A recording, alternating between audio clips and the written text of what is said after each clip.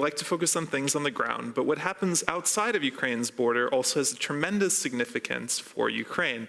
That's why we have our Media Moment segment here with Volodymyr Yermolenko of Internews. So what can you tell us about the news this week? Well, the first interesting thing is basically the anniversary of the fall of the Berlin Wall, and here the debate is very interesting because Mr. Gorbachev came to the media and said basically that he a little bit joined the feeling of Vladimir Putin and launched the arguments which are really in the strand of Putin's argument in the Valdez speech, saying that it is Russian and German cooperation which is the basis for security in Europe, and that it is the fault of the West, which is now the causes of events now.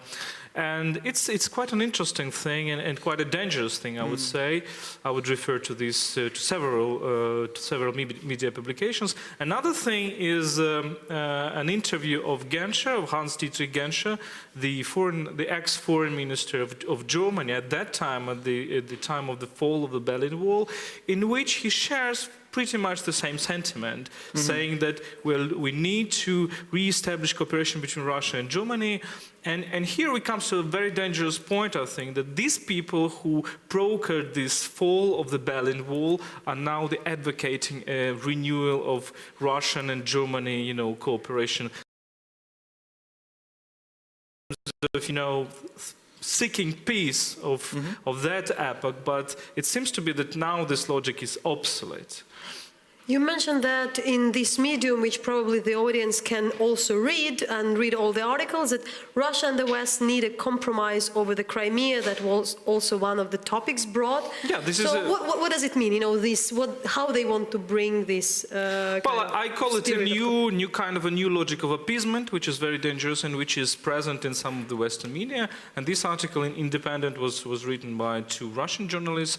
I think it's kind of also very, very paradoxical, because it's an attempt to come back to business as usual between Russia and the West, thinking that we should give a new status to Crimea or whatever, and to postpone the real solution of the problem. So do they think that's possible, to bring it back to where it was? I think not, but the dangerous thing is that these topics are discussed. So the authors think it is possible to get there. But another thing is this critics of this appeasement, and there is a very interesting article by Linus Linkevičius, the Lithuanian foreign minister, in The Guardian, who is basically... we can also show the piece. How does it look now? That would be the next one.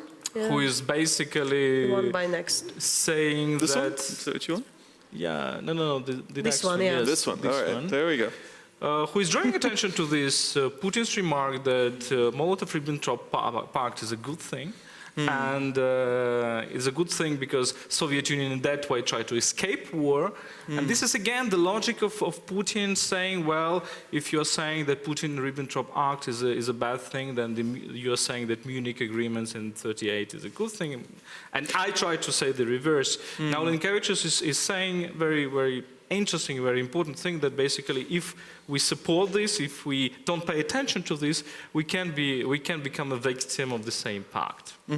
Now the next topic is kind of a, for me it's a kind of a paradoxical thing, is the Forbes estimation Putin as the most powerful man in the world, the second in a row. It was last year and this year. And it's kind of a strange argumentation behind it, because for me personally, well, Russia is 8 times lesser, smaller economy than the US. Russia is 8 times smaller economy than the European Union. Russia is dependent 80% on raw materials exports. Russia's integration attempts have been mostly a failure because the Eurasian Union doesn't work so much. And still, there is certain logic in the West calling Putin the most powerful man in the world, which is kind of a sign for me, kind of Western masochism, Well, what do they base it on? Why do they say he's the most powerful man? Well, saying that Putin influences the agenda, Putin is unpredictable, Putin is doing something which we cannot really react on. So they buy into the strongman image. Yeah, but my metaphor is that imagine we are in the neighborhood and we have a drug addict, who is constantly influencing the agenda because he attempts to rape somebody or he attempts to rob a shop, and then we don't call this drug addict and the most influential person of the neighborhood, right? But I mean, that's a moral question where there's talking about influence. I mean, you can do things that are wrong or punishable or illegal and still have a tremendous influence. Yeah, exactly. Right? But they called it the most powerful man, and here we come to the question of power. And I think that Putin is not that powerful because, for example, if we analyze his Valdai speech, it's a speech of a weak man who is feeling himself surrounded by enemies. There are a lot of writing and articles about possible escalation. So what is the take on the major media on that? You know, do they have any new information that we don't? Well, I don't think they have new information, but there is a very interesting article written by Stéphane Sion, the French journalist, for the paper Le Temps, and he basically tries to make a prognosis. He tries to make a forecast, saying there are signs that things will get worse on Donbass. Yes. And at the same time, there is stronger criticism of the EU and US policy, and there is editorial from Washington Post very much criticizing Joe Biden's remark that basically we still keep things under control. And this editorial is saying that Putin is basically saying what we know, that Putin is repeating the scenario of Moldova and Georgia now in Ukraine. And you wanted to point out the publication from the Ukrainian media on the gas deal, so which is considered to be at least some achievement from this negotiation, that the Kyiv resident at least won't be frozen this winter. Yeah, exactly, but there is much criticism from the expert community, and I draw attention to the comment of Mikhailo Gonchar, who is one of the most interesting experts on energy in Ukraine. He's saying basically that Crimean package was not in the deal, and asking why, because Ukraine can be in debt of 3 billion euro for Russian gas, but in the negotiations, this Crimean issue, the issue that the assets, Ukrainian Naftogaz assets, Ukrainian gas fields in Crimea were simply annexed, and this issue was not raised during the gas negotiations. So what you point out also on something about the next one, what I understand would be not just about the Western Ukraine, but also about the...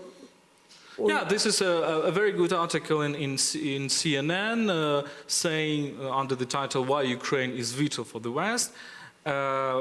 It's interesting because the article is trying to point to the fact that the West should probably think in terms of interest also, not only in terms of values, but also in terms of interest, and consider the Ukrainian situation currently from this point of view, from the point that the Western civilization is a kind of trying to enlarge with this Ukrainian crisis, and it's not only about helping the weak. Yes, and the last two articles, well, probably this one, we can stop here. And this is kind of a picture of the Russian society by a very interesting sociologist, Alexei Levinson, from the Levada Center.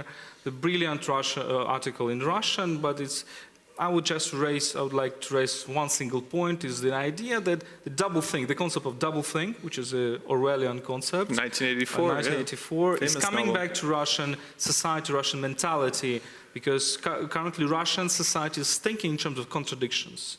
Is thinking one thing and at the same time thinking another thing, the other thing, which is contradictory. For example, he gives an example of Stalin. Well, the figure of Stalin was reevaluated after the collapse of the Soviet Union. Stalin was considered as a torturer, but still for contemporary Russian, he is still a hero. But he said that doublethink had stopped for a while in the 90s or early 2000s? Well, probably yes, he doesn't say that, but it seems to me that it kind of stopped there, but now it's coming back. And the issue, look at the Valdai speech again, this will be our reference for a long time, I think, because in the Valdai speech, Putin, it was very anti-Western, very aggressively anti-Western, but at the same time it was kind of resending back the Western arguments, saying that we are better West than you are. That's what we talk about the Russian society, so how about the Ukrainian?